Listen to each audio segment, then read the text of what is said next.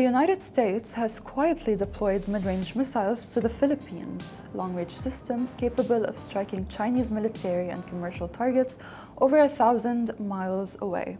This move has sparked outrage in Beijing, yet was barely registered in Washington. Unsurprisingly, there was no debate in Congress, no public announcement, no televised address. But what does this deployment really mean for global geopolitics? And what does it have to do with Cuba? In 1962, then US President John F. Kennedy discovered Soviet nuclear missiles stationed in Cuba, just 90 miles from Florida. Back then, Kennedy drew a line in the sand. Cuba must not become the launching pad for a Soviet strike on American cities.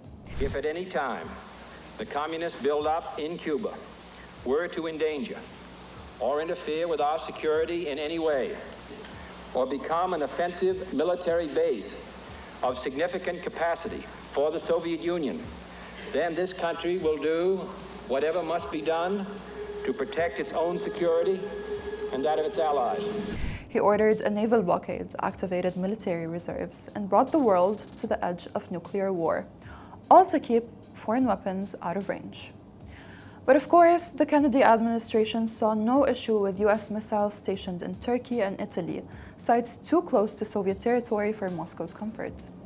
Fast forward 6 decades. Under the 2014 Enhanced Defense Cooperation Agreement, the Philippines opened several military bases to US forces.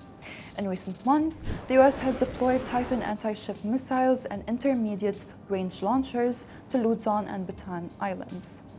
US officials describe these deployments as defensive, claiming they're essential to deter regional threats. But many Filipinos fear their homeland could become the first battlefield in a future superpower conflict. Meanwhile, Washington dismisses China's protests as routine saber rattling. But the logic that justified Kennedy's blockade applies just as well today.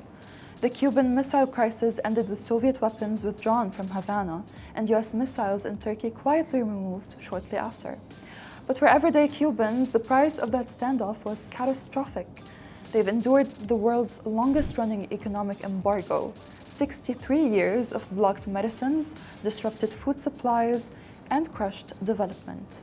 To this day, Cuban civilians pay the price. And now, Asia faces its own version of this power play.